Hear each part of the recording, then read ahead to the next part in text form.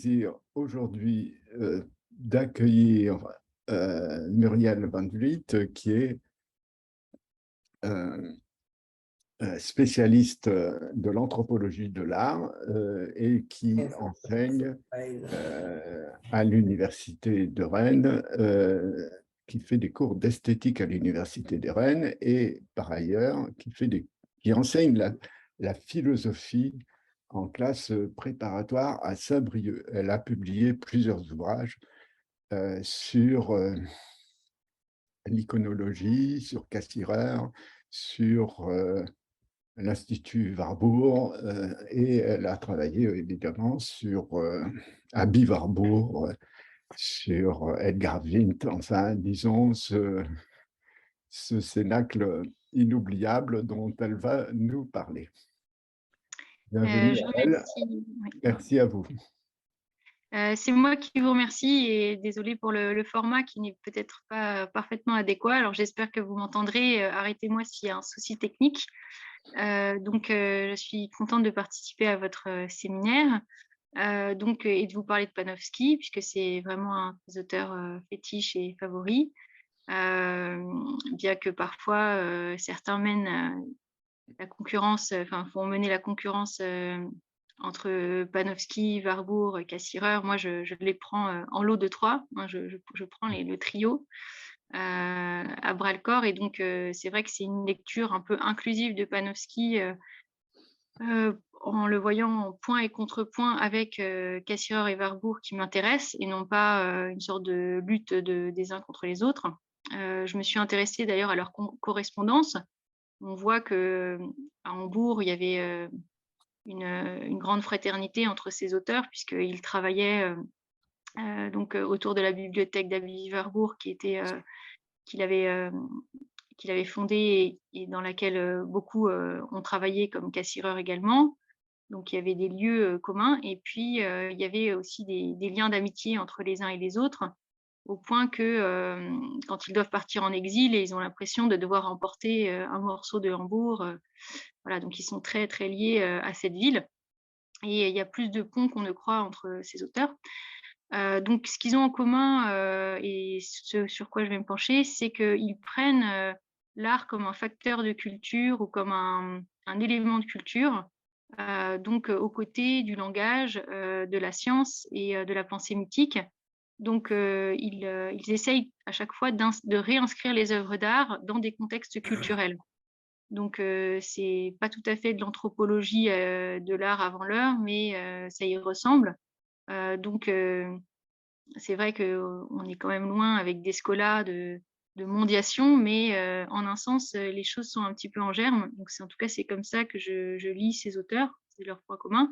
Alors après, je ne nie pas les grandes différences entre détecter des formules de pathos chez Warburg et au contraire s'élever à des niveaux de signification de plus en plus intellectuels et des visions du monde chez Panofsky. Mais on va dire que d'un côté, on a quelqu'un qui est plus nietzschéen, c'est-à-dire Warburg, et de l'autre, quelqu'un qui est plus olympien, comme Cassirer, à savoir Panofsky. Mais je pense ils ont beaucoup de points en commun. Alors, le premier point en commun, c'est de penser l'art comme le moyen d'ouvrir à une pluralité des universaux, une pluralité des mondes. Donc de privilégier une lecture plurielle des manières de penser, d'agir et de parler. Pour reprendre la définition de Foucault de l'épistémé. Donc, c'est cette ouverture humaniste à la pluralité qui est commun aux 3 auteurs. Ensuite, un deuxième point commun. Ah, il y a un petit bruit, je ne sais pas. Un deuxième point commun, c'est leur sémiologie, c'est-à-dire le fait de s'intéresser à l'art comme un langage, comme une manière de signifier, mais avec un spectre large, c'est-à-dire qui va de l'expression du corps, donc de quelque chose de très basique comme quelque chose, un geste que fait quelqu'un sur un tableau, par exemple, jusqu'à finalement, je crois qu'il y a quelqu'un qui a peut-être coupé son micro, mais je ne sais pas. Et ensuite de s'élever à d'autres niveaux de signification, de les voir en tension. Donc pas seulement le niveau de l'expression, qui est le premier niveau, mais aussi des niveaux plus intellectualisés, on va dire, où le signifiant et le signifié vont venir à la fois se dissocier et s'articuler, à savoir dans la présentation ou représentation, donc Darstellung, Vorstellung, et ensuite donc l'art comme aussi ce qui permet donc de donner, avoir une vision du monde avec ce qui les intéresse bien sûr, le moment de bascule d'une vision du monde à l'autre. Le troisième point en commun de David Warburg, Cassirer et Panofsky, mis à part leur intérêt pour l'art comme culture, pour la diversité des cultures, pour l'humanisme et pour la sémiologie et l'art comme langage, c'est de voir l'art comme qu'est-ce que je voulais dire encore? C'est de j'ai perdu mon idée. C'est qu'est-ce que je voulais dire d'autre? Donc je pensais aux symboles. Oui, ben, j'ai perdu mon idée. J'ai quelque chose qui m'a distrait. Je vais retrouver ensuite. Et donc de s'intéresser donc à l'art comme interprétation, bien sûr, l'histoire de l'art comme manière d'interpréter. Et enfin, oui, voilà, ça y est, j'ai retrouvé mon idée, c'est que les trois se sont intéressés en fait à la manière de configurer des formes et surtout de voir la manière dont des formes font rupture par rapport à d'autres. Et là, j'ai retrouvé mon idée, c'était que les trois se sont intéressés à la Renaissance, tout simplement, comme ce qui prolonge et fait rupture avec le Moyen-Âge et qui, à la fois, anticipe et n'anticipe pas la modernité. Donc, ils se sont intéressés, en fait, à voir les moments de bascule, en fait, d'une épistémée à une autre. Donc les moments de crise, en fait, et c'est à travers l'art qu'ils voient le mieux, en fait, ces points de bascule apparaître, donc d'un point de vue iconographique, comme une sorte de faille dans les images qui révèle qu'une autre vision du monde apparaît. Et donc ils se sont intéressés à ces failles, en fait, ces moments où on croit qu'on est au Moyen-Âge, mais non, on n'y est déjà plus. Ou alors, voilà, et donc, c'est pour ça que Panofsky a écrit un livre très intéressant qui s'appelle La Renaissance et ses avant-courriers. C'est exactement ce que je suis en train de vous dire. Donc, c'est le fait qu'avant la Renaissance, il y a déjà au Moyen-Âge des moments où on pointe vers la Renaissance, mais Panofsky montre à la fois que oui, ça pointe vers la Renaissance, mais ce n'est pas la Renaissance. Et ensuite, il va y avoir la Renaissance. Donc, ils essayent d'à chaque fois jouer sur ça, sur le moment où on est sûr que ça y est, on a basculé.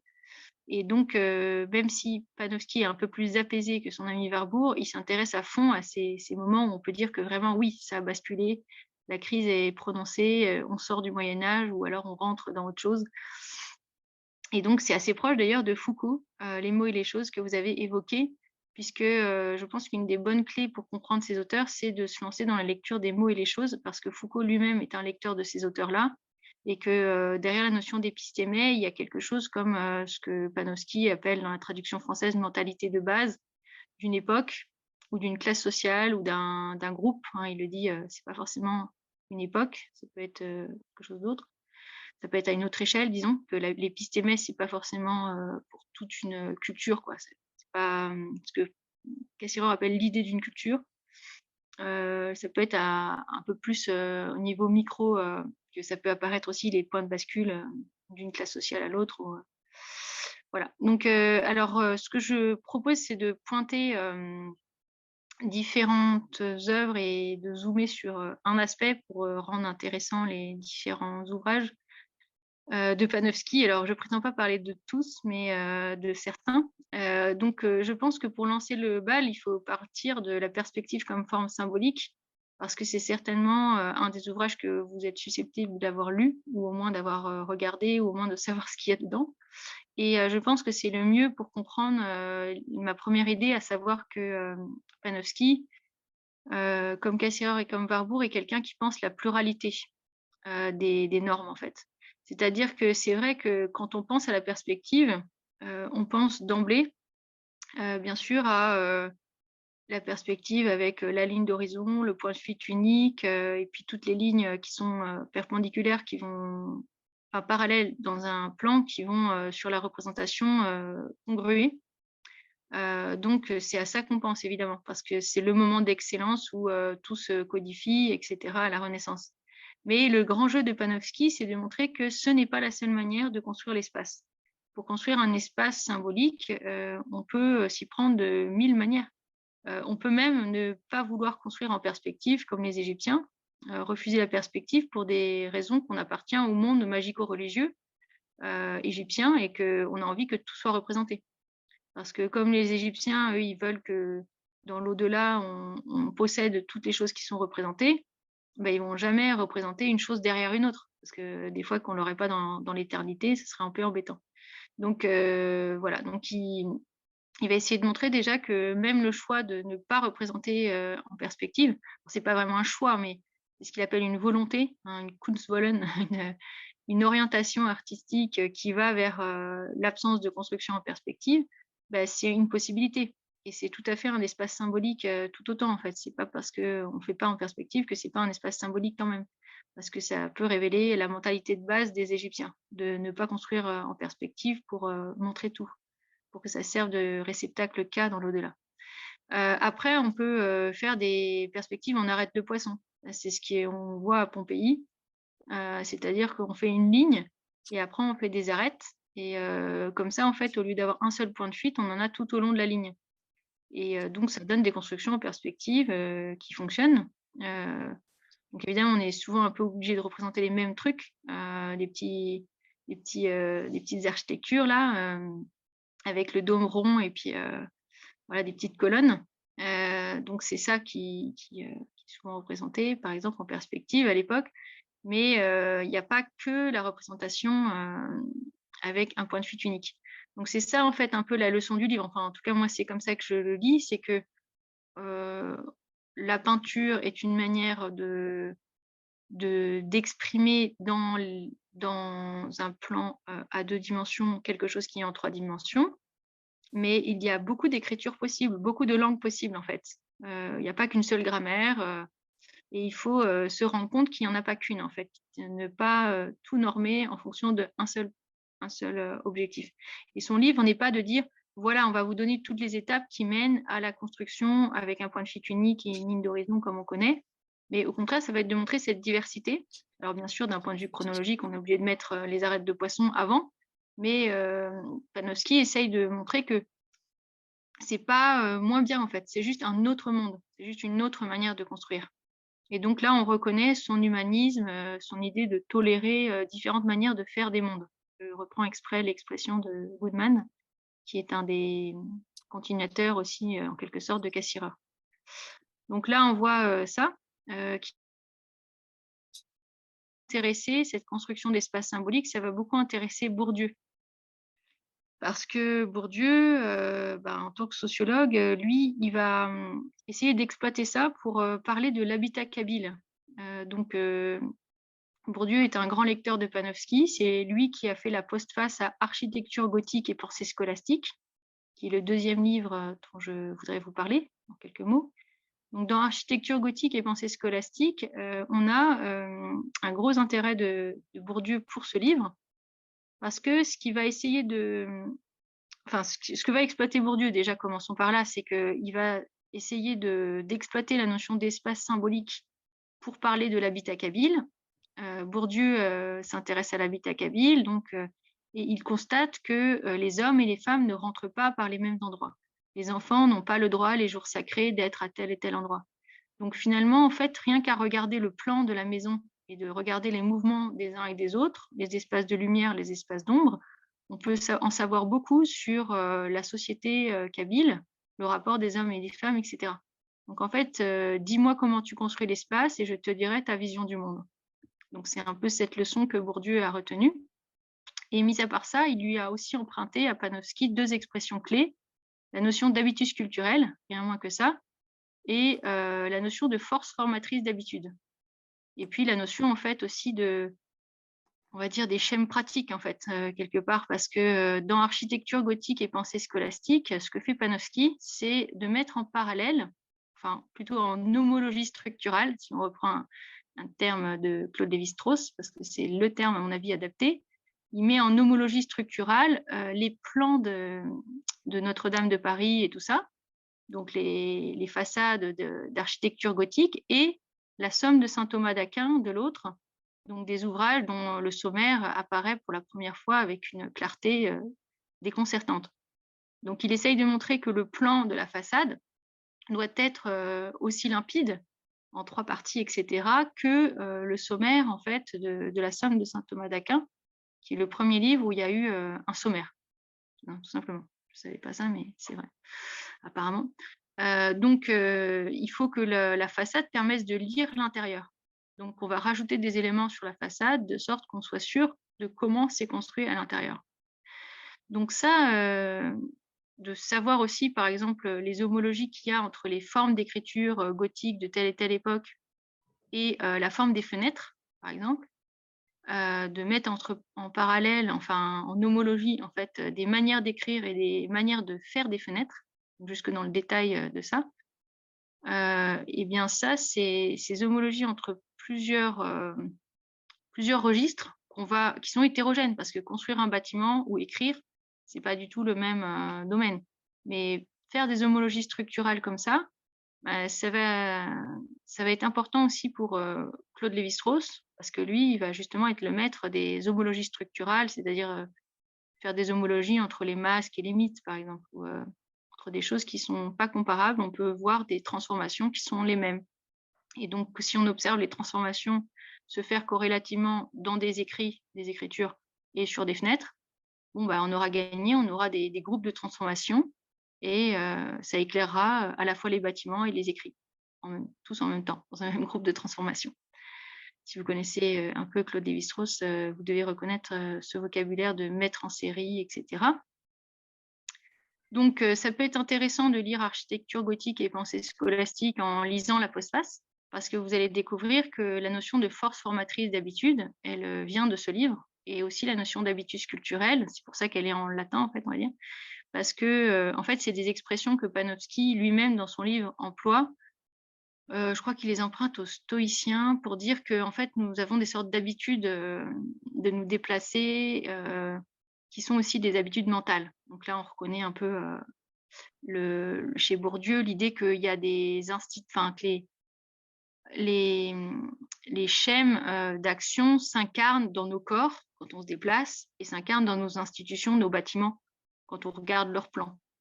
Donc voilà, donc c'est une idée que Foucault aussi il va s'y intéresser quand il va regarder les plans de prison, les plans d'école, en disant, ben voilà, on voit qu'on est au XVIIe siècle, parce que c'est la même manière de construire symboliquement l'espace que celui qu'on retrouve dans le discours de la méthode, etc. Donc là, c'est Foucault, il a suivi un peu ces idées-là. Après, chacun a Foucault et Foucault, Bourdieu et Bourdieu. Je dis pas qu'ils sont pas des génies dans leur domaine, mais certaines choses sont proches de Cassirer et de Panofsky.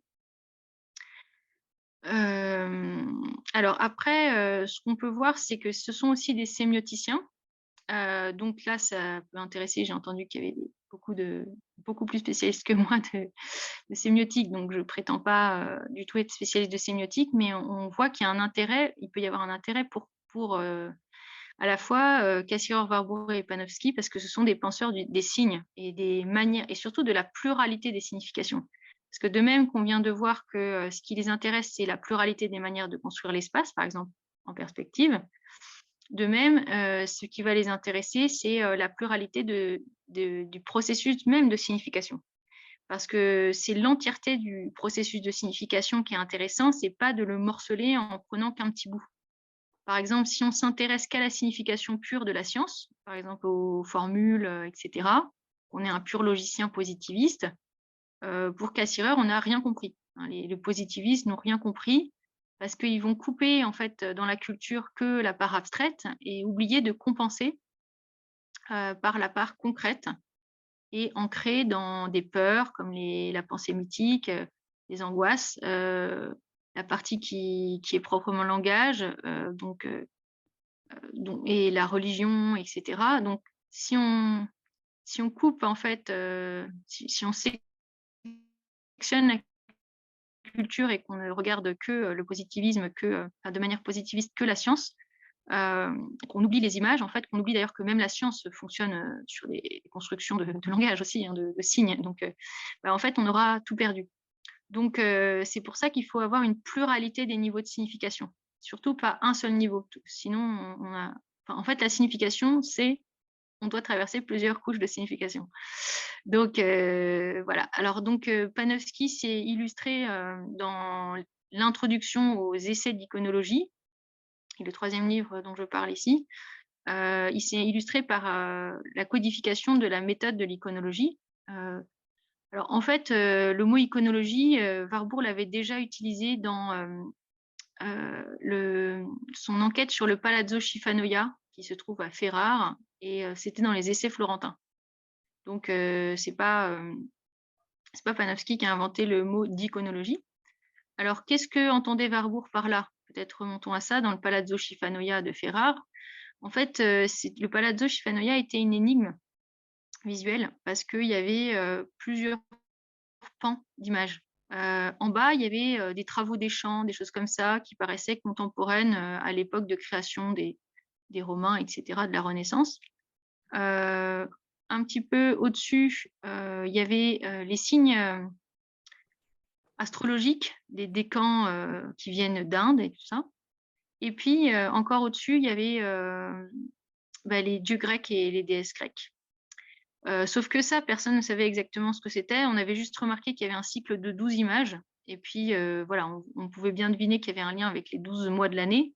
Mais l'énigme n'était pas résolue. Et c'est là qu'en fait, Warburg a proposé une clé de lecture qui s'est avérée géniale, c'est-à-dire de dire que c'était les 12 mois de l'année, tout simplement, et qu'ils avaient essayé de faire des corrélations entre les 12 principaux dieux grecs, les 12 signes du décan, et ensuite les travaux des champs qui correspondaient, en faisant une jonction entre le divin et puis les astres et puis le quotidien.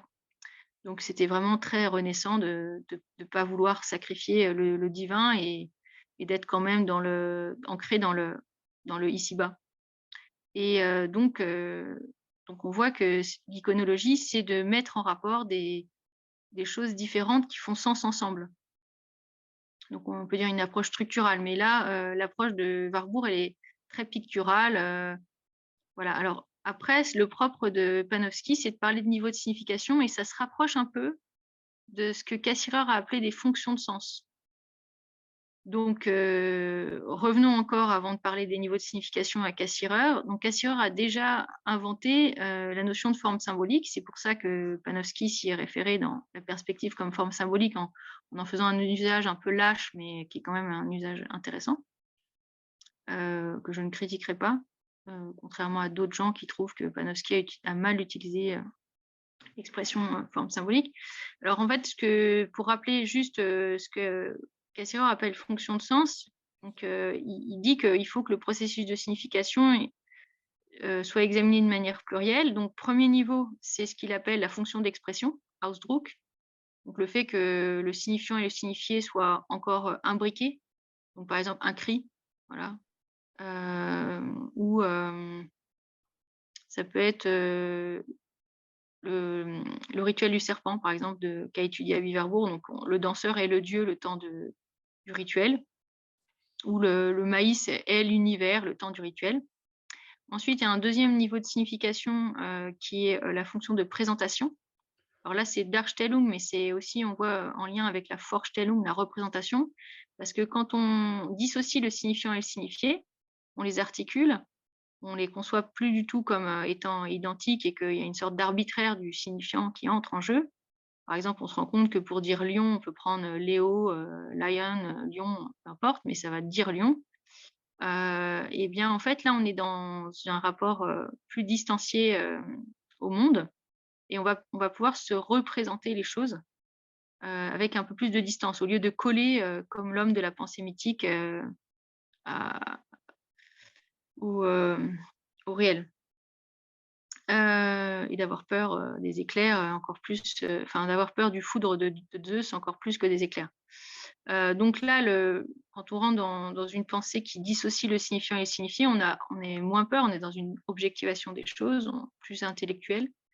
On peut se représenter le monde et le mettre à distance. Et ensuite, après, quand arrive le niveau encore supérieur, c'est-à-dire la signification pure, avec la science, c'est quand on se rend compte qu'on peut construire des langages de toutes pièces. On peut par exemple construire un langage mathématique avec des lettres, par exemple. Je crois que c'est Viette qui a eu l'idée d'introduire des lettres dans les mathématiques. On va dire petit a, soit petit a, petit b, etc. Et après, des langages informatiques, c'est quand on se rend compte de la créativité qu'on a de créer des langages qui créent des objets, en fait, qui créent leurs propres objets. Donc ça, c'est encore plus de liberté de se rendre compte de ça. On peut créer le langage C++, Pascal, en informatique, par exemple. Et donc, ce que Cassio rappelle, c'est que ça reste quand même ancré dans le sensible, c'est-à-dire qu'il faut quand même des signes, des symboles pour viser ces univers plus abstraits et qui sont dans la relation plus que dans qui sont des relations de choses. Qui sont des langages fonctionnels. Alors, on va dire que Panofsky reprend un peu ces fonctions de sens, mais un peu différemment. Il va, par exemple, si on prend de Titien l'amour sacré et l'amour profane, j'espère que vous l'avez devant les yeux, sinon je vais vous le décrire. Donc, de Titien, l'amour sacré et l'amour profane, c'est un tableau où on voit donc deux femmes assises sur la margelle d'un même puits, et entre les deux, il y a un petit poutis ou poutot, plus exactement, qui remue l'eau. Et au fond, le paysage est moralisé, c'est-à-dire que derrière celle qui est nue, il y a une église et un peu un ciel un peu plus clair. Et on voit qu'elle tient une sorte de lampe. Enfin, on peut identifier maintenant comme une lampe, mais c'est plus dur pour nous parce que c'est une lampe à huile. Et de l'autre côté, celle qui est habillée, en fait, derrière elle, il y a un paysage quand même un peu plus sombre. Donc le premier niveau de signification, on peut lire le tableau, c'est soit la signification expressive, soit la signification émotive. C'est-à-dire que déjà, on peut se rendre compte que la signification de fait ou émotive ou expressive, on peut se rendre compte qu'il y a ces femmes, voilà, il n'y a pas besoin de bagage culturel pour dire ça. C'est le niveau pré-iconographique, n'importe qui peut dire ça. Il y a un bébé qui remue de l'eau, il y a une église, il y a une lampe, etc. Mais on ne s'avance pas encore pour interpréter. Si on n'a pas le bagage culturel nécessaire, on en reste là. Mais aussitôt ce niveau expressif aussi, où on voit qu'elles ont l'air assez de bonne entente, les deux femmes, elles n'ont pas l'air de se faire la guerre. Il y en a une qui regarde l'autre tendrement. C'est aussi une signification première, parce que même les bébés sont capables de voir si un visage sourit ou sourit pas, et y réagir sans bagage culturel. Donc on voit que c'est le premier niveau, c'est celui de l'expression en fait. Donc on colle encore aux données, on ne cherche pas à le décoder. Donc pour ça, il n'y a pas besoin de trop de bagage culturel. Mais c'est aussitôt relié chez nous qui sommes cultivés par un second niveau, c'est-à-dire que tout de suite, on ne voit pas le bébé avec des ailes comme un bébé, mais comme un héros. On ne voit pas les... Enfin là, il n'a pas d'ailes, mais ça rappelle un petit peu les héros. Et on voit immédiatement que les deux femmes doivent être en rapport avec, dans le banquet de Platon, la Vénus sacrée, la Vénus profane. Et que certainement celle qui est nue doit être la Vénus sacrée, puisque si on connaît la calomnie d'Apellée, on sait que le roi Midas est d'un côté et de l'autre côté il y a la vérité nue. C'est-à-dire que on sait que c'est la manière de représenter l'aletheia, le dévoilement, c'est-à-dire de représenter une femme nue. Alors que de l'autre côté, celle qui est habillée, c'est la Vénus profane. Alors, comment être sûr de ne pas faire une surinterprétation? Parce que là, je vous ai peut-être surpris en disant que la vérité nue, c'était le côté sacré, parce que vous aurez peut-être pensé que celle qui est habillée est plus chaste. En fait, c'est parce que là, il faut faire l'histoire des motifs. Il faut connaître. En fait, il faut que la recréation subjective, on projette sur le tableau, c'est-à-dire moi, je projette ce que je connais, hein, voilà, ce qui m'intéresse, mais il faut qu'elle soit corrigée par ce que Panofsky appelle l'enquête archéologique. Et l'enquête archéologique, elle est très objective, c'est la série dans laquelle je peux placer ce tableau. Par exemple, toutes les femmes qui sont nues, est-ce qu'il y en a certaines à l'époque qui symbolisent le sacré? Oui. Donc, j'ai une clé que je ne suis pas dans la surinterprétation. C'est plutôt la vérité, la femme nue qui est la Vénus sacrée. Et alors après, il y a encore un autre niveau qui est le niveau vraiment iconologique, où finalement je vais me rendre compte que cette façon de représenter le côté sensible et le côté intelligible, ou le sacré et le profane, avec 2 femmes qui s'interpellent du regard, ben, c'est la vision proprement humaniste, néoplatonicienne de la Renaissance, typique d'un certain Marcille Ficin notamment, qui était lu par tous ces peintres. Et ce courant qui, par-delà le Moyen Âge, qui oppose le vice et la vertu et réconcilie, bah, c'est ça en fait qu'il faut interpréter, c'est que l'image trahit, à titre de symptôme, cette vision humaniste, peut-être même à l'insu de Titien, qui ne se rendait pas compte qu'il appartenait à ce milieu. Alors en vrai, justement, les Renaissants ont vraiment la conscience d'être renaissants, par contraste avec les hommes du Moyen-Âge qui n'ont pas conscience d'être des hommes du Moyen-Âge. Ça, c'est dans le livre de Panofsky sur la Renaissance et ses avant-courriers qu'on trouve cette phrase rigolote que les Renaissants savent qu'ils sont des Renaissants. Donc on peut dire que sans doute qu'il y a une forte conscience à la Renaissance d'être des Renaissants, c'est-à-dire de s'inspirer de l'Antiquité librement et d'en faire des motifs sur lesquels on peut faire des variations sans se poser d'état d'âme, alors qu'au Moyen-Âge, ils sont tout le temps en train de se demander si je reprends quelque chose de l'Antiquité et qu'ils sont païens, que faire? Est-ce que je dois reprendre les formes sans reprendre le contenu, pour qu'on voit bien que je ne suis pas païen et que je suis bien chrétien? C'est les solutions adoptées par certains qui vont utiliser les symboles païens pour représenter le vice, par exemple, comme dans un certain Calice qu'étudie Panofsky dans La Renaissance et ses avant-courriers. Et puis parfois, ben, on emprunte un peu tout, mais on met ça à la sauce chrétienne, ce qu'on appelle une sorte de christianisation des motifs de l'Antiquité. Donc ça intéresse beaucoup Panofsky, en fait, comment parfois on a l'impression qu'à l'intérieur du Moyen-Âge, il y a des failles, c'est-à-dire qu'on pointe vers la Renaissance, mais en fait pas tout à fait.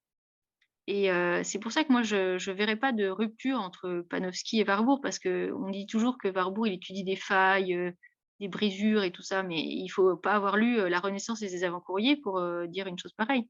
Parce que ce qui intéresse vraiment Panofsky, là, c'est comment il y a des formules de pathos qui hantent les moyenâgeux. Tout à coup, ils ont envie de reprendre les schémas grecs, antiques, parce que ça les titille, ils trouvent ça trop bien. Et puis ce qu'ils font d'ailleurs est un peu figé, etc. Donc on voit bien qu'ils aimeraient bien, quand ils peuvent, reprendre des petits motifs grecs et tout ça, mais que parfois ils reprennent la forme sans reprendre le contenu, parfois ils reprennent le contenu sans reprendre la forme. Et ça, c'est exactement ce qui intéresse Warburg. Comment des images nous hantent et comment on essaye de s'en débarrasser, on s'en débarrasse pas, on les détourne, mais en réalité, ça révèle notre inconscient. Et Panofsky va jusqu'à parler d'un inconscient pour le 3e niveau, c'est-à-dire que il parle de symptômes, il parle d'une lecture symptomatique qu'on peut faire de l'image. Donc pour moi, ça se rapproche un peu de Nietzsche aussi, hein. C'est faire la lecture d'un tableau comme un jeu de force. Tout à coup, on se rend compte que ce qui habite le tableau, c'est une vision du monde, en fait, dont peut-être le protagoniste qui réalise le tableau ne se rend pas compte qu'il la partage. Donc voilà, donc ça c'est ce qu'il appelle mentalité de base, etc. Donc là, ça se rapproche aussi beaucoup de Cassirer, quand par exemple Cassirer écrit son livre sur la Renaissance, Individu et cosmos, dans la philosophie de la Renaissance, et où il analyse par exemple comment on change d'iconologie en empruntant à Warburg une analyse iconographique, c'est-à-dire comment on passe de la Renaissance, du Moyen-Âge où on représente la fortune sous la forme d'une roue qui fait que l'homme est pris dans une mécanique de destin, et comment on change cette iconographie tout à coup avec la Renaissance, avec un homme qui est à la barre d'un navire et qui est au gouvernail, qui laisse les voiles se gonfler. Donc c'est ces analyses-là que fait Panofsky aussi. Donc dans toutes ces analyses sur le vice et la vertu, par exemple, le combat du vice et de la vertu, et puis au Moyen-Âge, et puis comment à la Renaissance, il y a une dialectique qui s'installe entre les deux, du fait qu'on s'inspire de Platon et qu'on ne voit plus la guerre entre le corps et l'esprit. Voilà. Donc voilà sur ce point. Alors après, pour parler encore de Panofsky un petit peu. Après, je vais laisser un temps de discussion. Il y a encore un autre livre qui est central pour comprendre Panofsky, mis à part, donc je récapitule, La perspective comme forme symbolique, architecture gothique et pensée scolastique. J'ai cité aussi donc l'introduction aux essais d'iconologie et les essais d'iconologie, donc l'œuvre d'art et ses significations. Donc ça, c'est des ensembles d'études qui tournent beaucoup autour de la Renaissance, puisque le sous-titre, c'est sur l'humanisme, etc. C'est dans ces ouvrages-là que vous avez aussi un petit essai très intéressant sur l'histoire de l'art comme discipline humaniste, où on voit son engagement, les sciences humaines portent vers l'humanisme. Elles sont anti-positivistes par nature. Donc là, il explique ça en parallèle vraiment direct avec Panofsky, avec Cassirer, pardon, et puis avec Warburg. Après, qu'est-ce que je voulais dire encore? Ce qui est d'important, bien sûr, c'est son gros ouvrage sur Dürer. Alors, sur son gros ouvrage sur Dürer, c'est dur d'en parler comme ça d'un coup d'un seul, mais par contre, on peut y voir mis au jour une méthode. Et du coup, je voudrais reparler de la mélancolie de Dürer, parce que c'est sans doute une œuvre que vous connaissez déjà, c'est pas la peine de vous la montrer. Mais je voudrais juste vous dire qu'il y met en œuvre une méthode qui sera un peu proto-structuraliste avant l'heure, à savoir la notion de mise en série. Donc là encore, moi je trouve que c'est assez proche de Warburg, parce qu'on dit que Warburg, il met en série des images, etc., dans son atlas, etc. Mais Cassirer fait la même chose. C'est-à-dire qu'en fait, il va regarder cette gravure, La mélancolie de Dürer, là. Donc c'est un livre qui a fait date, hein, son livre sur la vie et l'œuvre d'Albrecht Dürer. C'est une masse, c'est très agréable à lire, très bien. Pas du tout chiant par rapport à d'autres livres qui sont peut-être un peu plus... la Renaissance et ses courrier, c'est horrible à lire, mais c'est très intéressant quand on a compris ce qu'il fait, mais on peine au début à comprendre là où il veut en venir. En fait, il veut en venir à la Renaissance, c'est la Renaissance, même si on a l'impression qu'elle commence avant. Donc le livre de Dürer, donc la mélancolie, il la regarde donc, et puis il se dit, pour lui donner sens, en fait, il faut que je la replace dans des séries d'images. Et surtout que j'en fasse une série de séries. C'est-à-dire que si j'arrive à mettre au jour 3 ou 4 séries, là ça va être 3, enfin j'exemplifie en disant 3. Si j'arrive à faire que cette image, elle est au carrefour de 3 séries d'images, et qu'à chaque fois elle est l'intrus, elle est ce qui fait briser la série et qui la remet en question, ben alors ce sera une image remarquable et qui introduit un nouveau thème qui n'existait pas avant. Alors comment fait-il cette magie? Eh bien en fait, il va d'abord s'intéresser aux images. Donc je rappelle que la mélancolie de Dürer, c'est un homme qui est sur son coude comme ça, qui a des ailes. À côté de lui, il y a une clepsydre, il y a un carré magique, il y a des formes on utilise de manière école pour apprendre à être artisan, à faire une boule, etc., une sphère, etc., un dodécaèdre. Il y a aussi un phénomène cosmique dans un coin avec une espèce de chauve-souris qui est un peu écartelée sur laquelle est écrite Mélancolia 1. Donc ça a été fait en 1514 si je ne m'abuse. Et donc en fait, d'abord, il prend une série qui est la série en fait mathématique des géomètres tels qu'ils sont représentés. Parce que c'est vrai que toutes ces figures géométriques, le carré magique donne envie de se dire c'est peut-être un mathématicien quand même, parce qu'il a un compas et tout ça. Donc, est-ce que ce ne serait pas une représentation de quelqu'un qui est un mathématicien ou un géomètre? Et c'est vrai qu'ils ont un peu la même posture, les mêmes instruments, sauf que cet homme qui est représenté par Dürer, il est particulièrement étrange parce qu'il a l'air, au lieu de s'occuper à dessiner avec son compas, on dirait qu'il regarde en l'air et qu'il a l'air un peu de rater son dessin, ou alors de penser qu'il le rate un petit peu. Il a l'air de savoir beaucoup de choses, mais de ne pas être sûr de réussir à représenter ce qu'il veut. Donc, une quête d'idéalité qui ne marche pas. Donc, il sort un petit peu de la série déjà, tout en s'inscrivant dans cette série. Et après, il y a une deuxième série qui peut être mise en place. C'est la série, en fait, des tympans d'église, où est représenté le vice de la paresse. Parce que c'est vrai que quand on est comme ça, un élève qui est comme ça, on lui dit eh oh, redresse-toi un peu, redresse ta tête, arrête d'avoir l'air une grosse flemme. Donc, c'est vrai que quand on voit dans les tympans d'église, le vice de la paresse est souvent représenté comme ça, quelqu'un qui est avachi, qui n'a pas l'air bien. Et donc, au Moyen-Âge, quand on représente un homme comme ça, c'est pour le condamner, c'est pour dire c'est pas bien, c'est un des péchés capitaux. La l'oisiveté est la mère de tous les vices. Sauf que là, en fait, on a l'impression qu'il n'est pas en train de rien faire. En fait, il est en train de rêver, mais de manière créatrice. C'est-à-dire qu'il est en train d'imaginer quelque chose et il ne sait pas encore quoi, mais son absence d'action semble être créatrice. Donc, ça semble là encore sortir de la série. Ce n'est pas une condamnation de la paresse, même si ça y ressemble. Troisième série et dernière série, c'est la série des médicales. Parce qu'on sait que Mélancolia, c'est quand même la bile noire. Mélane noire, voilà, colia, la bile. Et que dans la théorie des humeurs, il y avait quatre tempéraments, pardon. Sanguin, ça c'est le mieux. Les joues rouges, etc. Tout se passe bien. Mélancolique, bon, ça se passe mal, on est attiré vers la dépression. Ensuite, il y a encore deux autres humeurs, la théorie des humeurs. Je ne détaille pas, mais la mélancolie, normalement, c'est une maladie, c'est vu comme quelque chose de très négatif.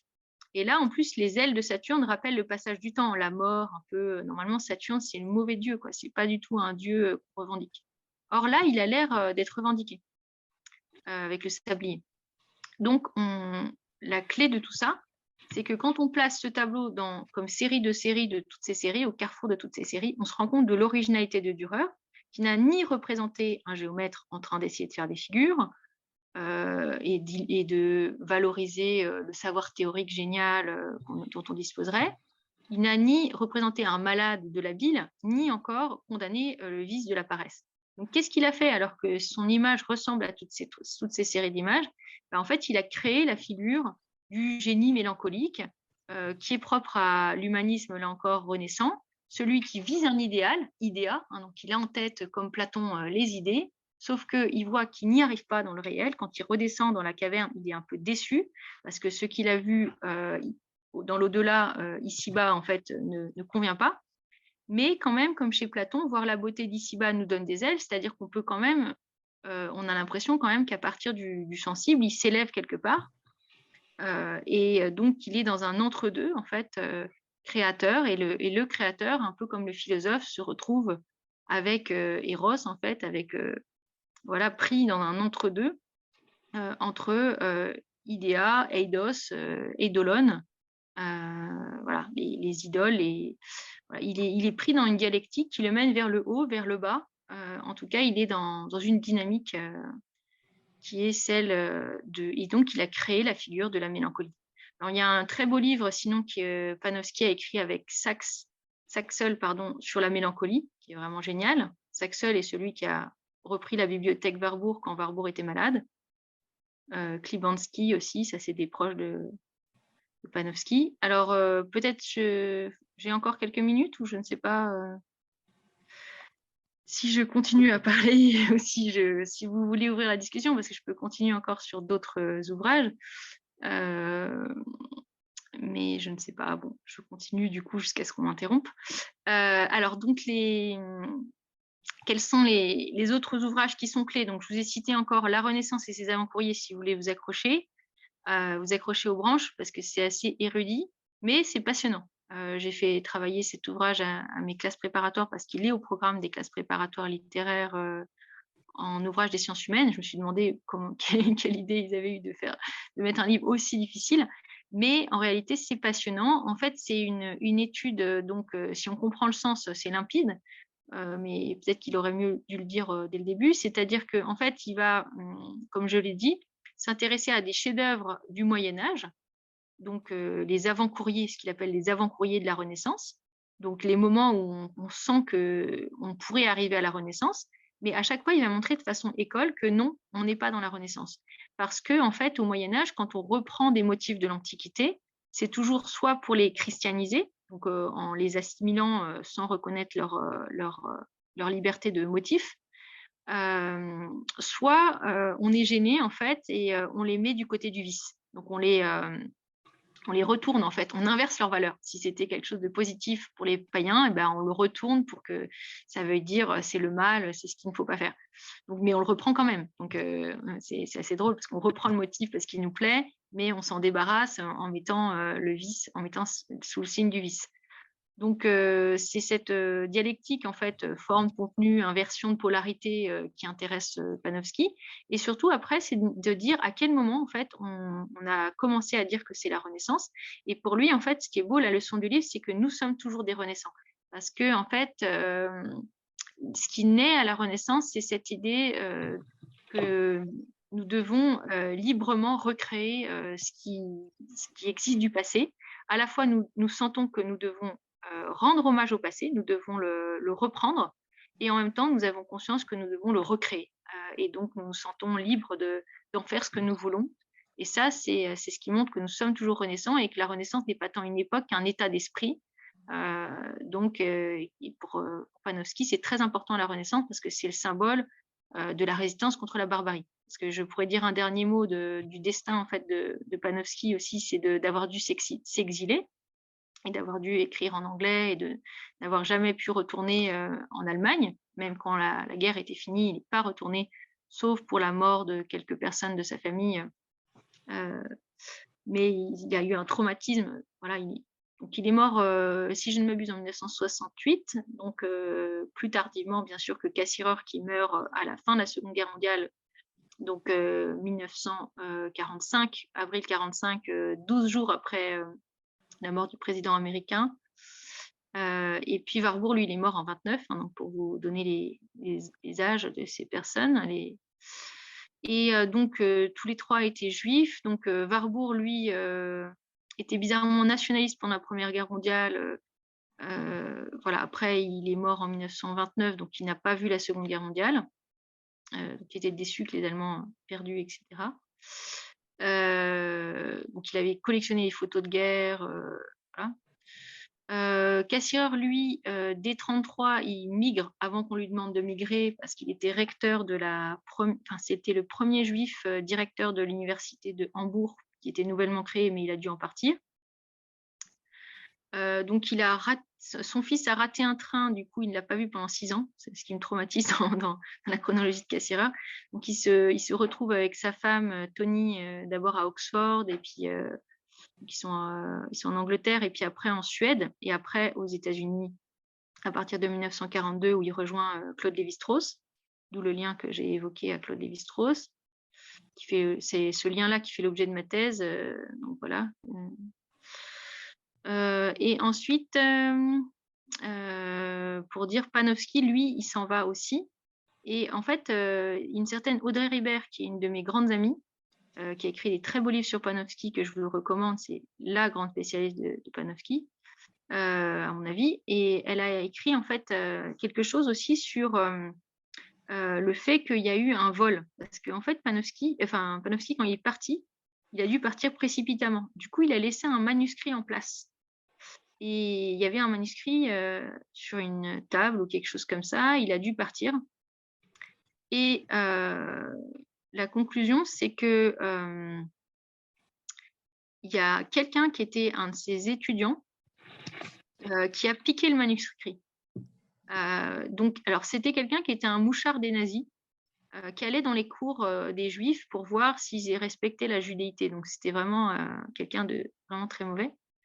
Et ce quelqu'un dont je ne me rappelle plus le nom, mais son nom m'échappe, cette personne, en fait, a conservé les manuscrits qui étaient en fait une sorte d'habilitation plus de Panofsky. Ça portait sur des peintres de la Renaissance, donc sur c'est très célèbre, je vois les 3 pommes, bon, je vais pas trouver. Donc, en tout cas, sur des auteurs de la Renaissance. Et en fait, les manuscrits, donc, avait échappé à Panofsky. Panofsky, du coup, se demandait à chaque fois où ils étaient. Et cette personne lui demandait dans des lettres « Ah tiens, c'est dommage que vous n'éditiez pas ci ou pas ça », parce qu'en fait, cette personne espérait, après la mort de Panofsky, pouvoir faire croire certainement que ses écrits étaient à lui, ou alors était gêné de les avoir piqués. Et en fait, ces écrits ont été retrouvés assez récemment dans les coffres de nazis. Donc, c'est vraiment, vraiment un retournement dans l'histoire très bizarre, que ce sont des nazis qui ont conservé ces documents, alors même que des autodafés ont brûlé beaucoup de livres. Et c'est l'ironie du sort que cette personne qui était mal intentionnée et qui était là en fait pour accueillir Panofsky comme un gros lâche quand il est venu. Une des seules fois il est venu en Allemagne, il lui a encore reposé la question. Et donc c'est vraiment étrange. Donc vous pouvez lire aussi ces ouvrages-là qui sont sur Michel-Ange et une autre grande figure de la Renaissance. Voilà, je sais pas pourquoi j'ai un nom qui m'échappe alors que c'est un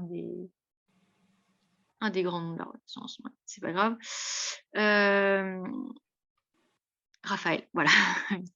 C'était juste Raphaël qui m'a échappé.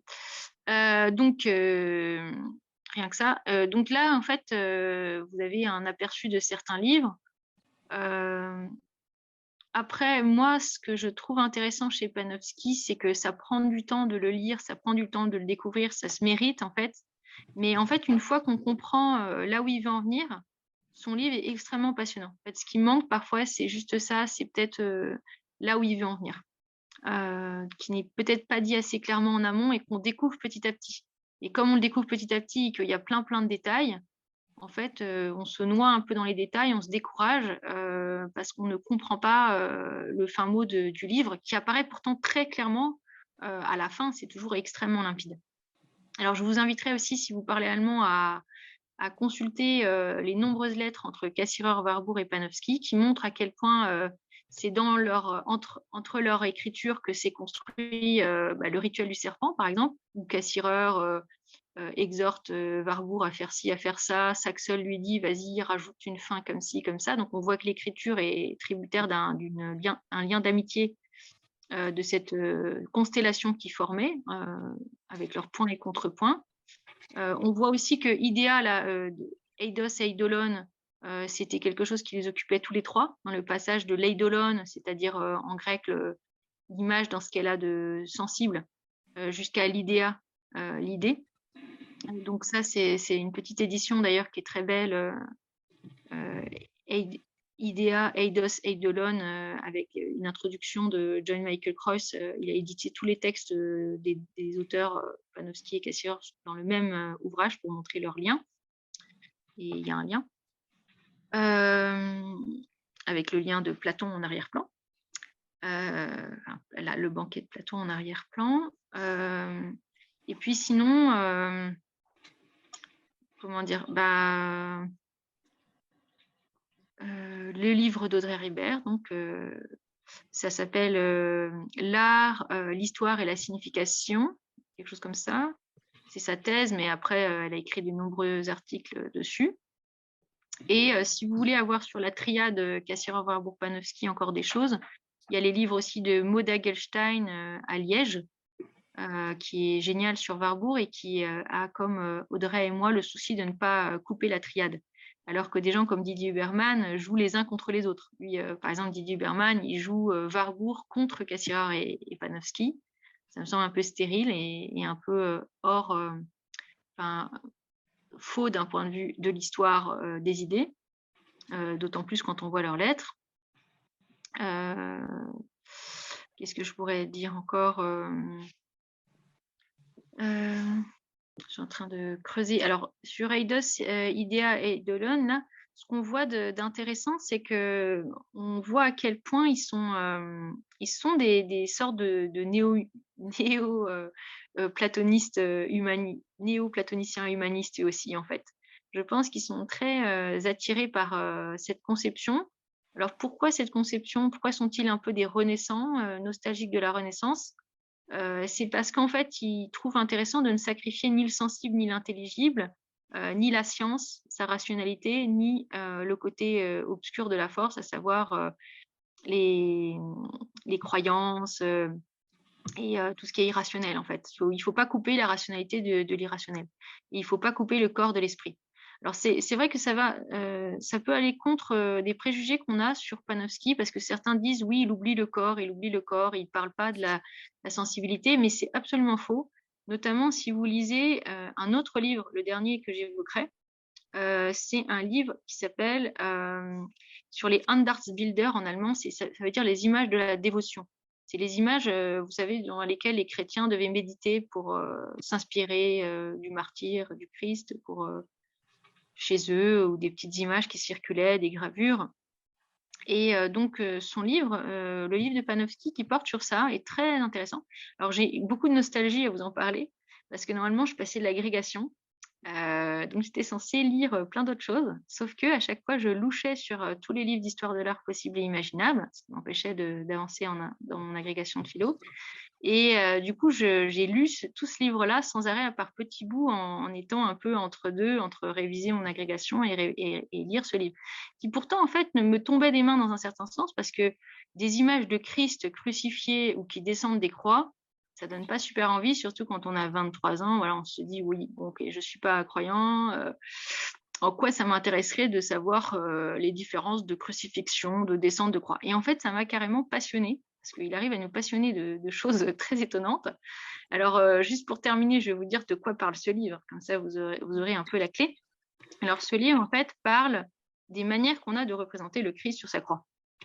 Alors au départ, en fait, peut-être que vous le savez très bien, hein, moi je le savais pas à l'époque, donc je le découvrais. Au départ, on représentait le Christ plutôt transfiguré, c'est-à-dire, en fait, il faut presque pas qu'on voit qu'il est mort.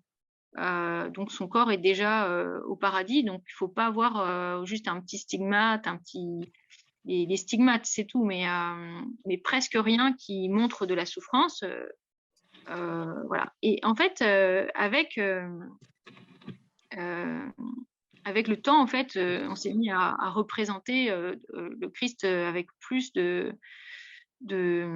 signes de la souffrance, en fait. Et Panofsky essaye d'expliquer le lien que ça a avec, la réforme et la contre-réforme.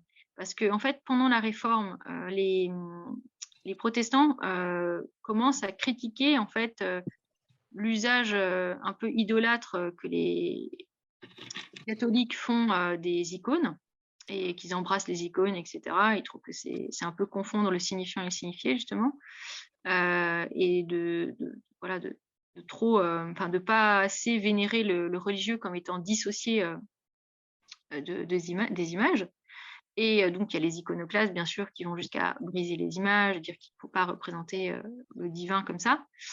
Et donc pendant la Réforme, en fait, il y a ce mouvement d'invitation à lire le texte biblique, d'en rester au texte et de s'éloigner du corps, de s'éloigner du sensible, et des sensibleries, qui seraient, pas dignes, en fait, du contenu religieux.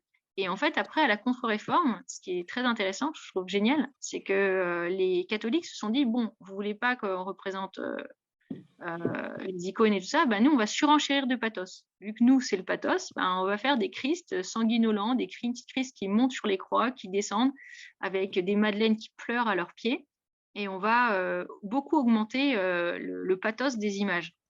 Dans une sorte de réaction, contre, quoi, à cette envie de briser les images, ou de laisser les icônes de côté, comme n'étant que des des actes de schwärmerei ou je ne sais quoi. Euh, donc, euh, donc voilà, en fait, comment Panofsky s'intéresse énormément au corps face aux images, au pouvoir des images sur nous, aux affects face aux images, et à ces images de la dévotion qui sont censées inviter les chrétiens dans leur chemin, etc., de croix. Donc voilà, c'est pas ça qui m'a fait rater l'agrégation cette année-là, mais ça m'a donné un sujet de thèse, donc au final, rien n'était perdu. Alors, je terminerai cet aperçu de cet horizon des différents textes de Panofsky et de leur intérêt pour moi, par l'actualité, en fait, que peut avoir une lecture de Panofsky. Moi, je pense que ce qui est intéressant, c'est de voir ce que des auteurs français célèbres ont fait de cette triade, finalement, et de ne pas oublier dans la triade Panofsky, de ne pas privilégier que Warburg, qui effectivement fait un effet de mode et qui s'explique, hein, parce que Warburg, c'est le montage, c'est voilà, c'est la faille, c'est le dispositif. On voit qu'on a, avec la théorie des images, l'idée de privilégier l'image sur le texte, quelque chose de très moderne, mais de ne pas oublier dans cette triade Cassirer et Panofsky, parce que souvent, en fait, les auteurs qui structurent notre épistémé, justement, c'est le cas de le dire, sont quand même des gens comme Bourdieu, Foucault, Lévi-Strauss, même si on essaye de tuer le père assez souvent. Bon, il ressort quand même. C'est encore dans notre manière de voir les choses. Et en fait, que ce soit pour ces trois auteurs, en fait, notre triade est importante. Alors, si on reprend le lien avec Claude Lévi-Strauss, en fait, Claude Lévi-Strauss a écrit sur Panofsky. Hein, donc, il y a des petits écrits sur Panofsky. Notamment, en fait, c'est dans des petits textes tardifs. Donc, il va parler de Et in Arcadia ego. Je ne sais pas si vous connaissez, c'est un tableau où il y a marqué sur une pierre, qui peut être une pierre tombale, on ne sait pas, Et in Arcadia ego. Et en fait, moi aussi, je vis en Arcadie, qui peut se traduire de plusieurs manières. Soit c'est un appel à la nostalgie, enfin, ça fait un appel plus ou moins nostalgique. Donc, Claude Lévi-Strauss s'intéresse à ces interprétations de Panofsky. Donc ça, on voit qu'il y a une lecture par Claude Lévi-Strauss de Panofsky, parce que ça lui semble aussi peut-être introduire cette méthode structurale.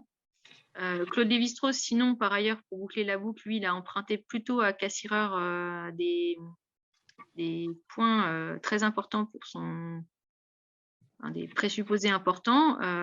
Donc, dans sa manière d'approcher les masques et les mythes, il lui a emprunté l'idée de créer des groupes de transformation.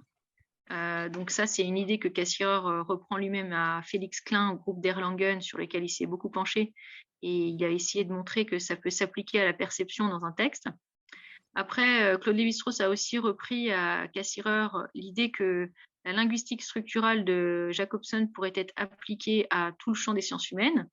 Il le dit assez clairement, Cassirer, dans le structuralisme dans la linguistique contemporaine, un texte qui est paru dans la revue Word, dans les premiers numéros auxquels ont participé Claude Lévi-Strauss, Cassirer, mais aussi d'autres personnes.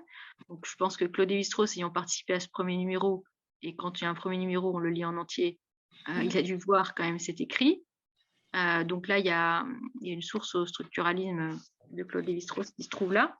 En plus, Claude Lévi-Strauss disait qu'il ne connaissait pas grand-chose aux mathématiques et pas grand-chose à la linguistique avant de découvrir Jacobson. Et voilà, donc qui lui a apporté une médiation, si ce n'est Cassirer, puisqu'il était là. Et il y a après, dans ma thèse, j'ai essayé de montrer que la lecture que Panofsky ou Cassirer font de Humboldt est décisive aussi pour comprendre l'engagement, certains engagements de Claude Lévi-Strauss, et que Goethe est la figure tutélaire de tous ces braves gens, puisque quand ils sont en exil, qu'est-ce qu'ils ramènent dans leur valise? C'est les 30 tomes, Internet n'existant pas encore, Cassirer se trimballe toute la littérature goethéenne dans ses valises. C'est la chose qu'il transporte coûte que coûte. D'ailleurs, il connaissait par cœur plein de textes de Goethe. Donc derrière, il y a en fait la morphologie goethéenne. Donc je terminerai en disant que finalement, ces trois auteurs, que sont Warburg, Cassirer et Panofsky, et on va dire aussi, j'étendrai ça à Foucault et Claude Lévi-Strauss, sont des morphologues, ce que d'autres personnes comme Petitot ont remarqué. Ils avaient remarqué l'importance de la morphologie goethéenne, mais sans voir le lien par Cassirer, via Cassirer. Donc c'est l'idée en fait commune que ce qui nous intéresse, c'est pas les formes, c'est la manière dont les formes se transforment. Donc c'est la manière dont des contenus sont repris avec une forme différente, des formes sont reprises avec des contenus différents, des inversions de polarité, des inflexions, des crises qui font que d'un coup quelque chose qui voulait dire quelque chose à la base, repris par les ennemis, se met à vouloir dire le contraire. Donc c'est ce qu'on voit exactement dans La Voix des masques de Claude Lévi-Strauss, ou dans les mythologiques, des procédures comme ça. Alors, la différence, c'est que Claude Lévi-Strauss, lui, il va beaucoup s'intéresser aux inversions de polarité, donc voir des schémas un petit peu binaires parfois. Et puis, ils vont quand même avoir une vision assez intellectualiste. Il va intellectualiser pas mal les choses. Ça peut se relativiser dans certains écrits plus sensibles sur l'art. Et quand même, dans la triade, on pourrait dire qu'il y a quand même d'un côté plutôt Claude Lévi-Strauss et Panofsky, qui sont quand même les plus intellectuels de la bande. De l'autre côté, on a Cassirer et Warburg qui sont quand même plus dans l'action, le rituel, la pensée mythique, etc. Donc, qui sont aussi intéressés par cet aspect qui est l'action, alors que l'action rituelle pour Claude Lévi-Strauss, c'est un abattardissement de la pensée. Donc si on veut, après avoir fait ces rapprochements, on peut aussi quand même un peu faire des distinctions. Donc j'associerais donc Panofsky à Lévi-Strauss, Foucault à Cassirer, et puis pour Warburg, là je ne sais pas qui lui associer, mais ça va être des Nietzschéens, quoi, des penseurs plus héritiers de cet aspect ça va être Edgar Wind, par exemple, aussi, l'idée de penser tout en termes de force, de foibos, etc. Donc c'est vrai que je pense qu'il ne faut pas isoler Panofsky pour bien le lire d'autres penseurs. C'est un peu ce que je préconiserais. Parce que ce n'est que par point et contrepoint, à mon avis, que son intérêt apparaît. Son iconologie est certes un peu plus intellectualisante que celle de Warburg, mais elle ne néglige pas le corps. Elle ne néglige pas l'inconscient, le fait que les images trahissent des visions du monde, ce qui est quand même bizarre pour un rationaliste, intellectualiste, de parler d'inconscient, de symptômes. Vous voyez, c'est aussi les failles qui l'intéressent, même s'il est un peu plus olympien. Et puis de savoir aussi que Bourdieu est un lecteur de Panofsky, c'est quelque chose que rarement on nous présente. Souvent, on fait un peu cocorico, Bourdieu. Mais en fait, on ne dit pas d'où sort un peu Bourdieu, et que la lecture de Panofsky, de cette première traduction, qui a été celle de Architecture gothique et pensée scolastique, a été décisive. Et puis, sinon, ce destin aussi, avec certains livres qui apparaissent de manière posthume, volés par des nazis, je trouve ça assez rocambolesque et puis assez digne d'intérêt. Et puis c'est des histoires brûlantes. Si on étudie Panofsky, c'est quand même pour lutter contre le nazisme. C'est quand même pour lutter contre des visions dogmatiques. C'est pour être humaniste, même si le mot est un peu désuet. Il faut aussi le réactualiser comme un humanisme élargi, comme dit Lévi-Strauss, c'est-à-dire un humanisme qui n'est pas figé sur la rationalité de bourgeois du XVIIIe siècle, hein, une rationalité qui s'étend à la compréhension de la diversité des cultures, de la pluralité des manières de représenter l'espace, le monde, le temps. Voilà, donc je conclurai sur cette leçon d'humanisme qui habite l'œuvre de Panofsky, qui montre le souci éthique, l'enjeu éthique et politique. On ne fait pas de l'histoire de l'art pour faire de l'histoire de l'art seulement, on en fait pour lutter contre le dogmatisme, en tout cas. Je vous remercie pour votre attention. Merci.